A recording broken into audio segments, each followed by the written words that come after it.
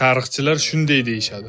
Agar qayerda yer uchun urush bo'layotgan bo'lsa, bilingki u yerda bir inglizning qo'li bor. Hozir yana qaytadan boshlangan Pokiston va Hindiston o'rtasidagi yer talashish muammosida ham inglizning qo'li bormi? Keling buni ko'rib chiqamiz. 1756-yillarda Yevropa gigantlari bo'lgan inglizlar va fransuzlar o'rtasida 7 yillik urush yuz beradi. Urushda inglizlar g'olib bo'ladi. Natijada fransuzlarning mustamlakasi bo'lgan Hindiston inglizlarning qo'liga o'tadi. Inglizlar Birinchi jahon urushigacha bu hududlarni talon-taroj etadi. Birinchi jahon urushida esa ular hindlarga agar biz uchun urushga qo'shilsangiz sizlarga ozodlik beramiz deyishadi. Urush yakunlanadi, ammo ingliz inglizligini qiladi va va'dasini bajarmaydi. Bu vaqtdan boshlab Hindistonda Gandhi boshchiligida Hind partiyasi va Jinna boshchiligida musulmon partiyalar tashabbusi bilan mustaqillik harakatlari boshlanadi. Ammo bu vaqtda Ikkinchi jahon urushi dunyoga xavf solayotgan edi. Shunda inglizlar yana bu safar ham biz bilan urushga qo'shilsangiz albatta ozodlik beramiz deya va'da berishadi. Ammo hindlar bu safar inglizlarga ishonishmaydi.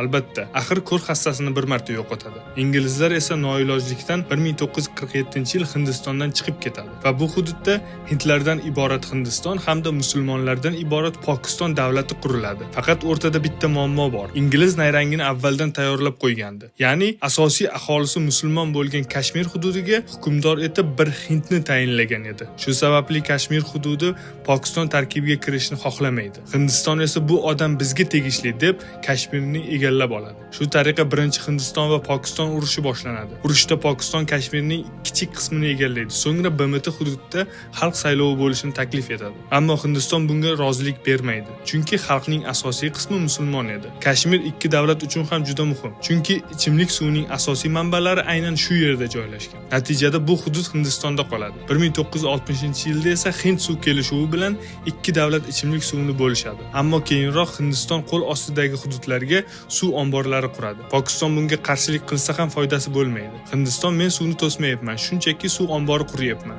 Suv oqishdan to'xtagani yo'q-ku deydi. O'ylaganingizdek, oqar suvning ustida ombor bo'lsa, suvni istalgan vaqtda to'xtatish mumkin. Shunday ham bo'ldi. 2025-yil 26-aprelda Hindistonga qarashli Kashmir hududida qo'poruvchilik harakati yuz berdi va 26 kishi o'ldirildi. Bu ishni Hindiston Pokiston qilganini iddao qilib Pokistonga hujumga o'tdi. Natijada 1960-yilgi suv kelishuvi to'xtatildi. Ayni vaqtda ikki davlatda ham yadro quroli mavjud va bu urushning oxiri qayerga borishini taxmin qilish juda ham qo'rqinchli.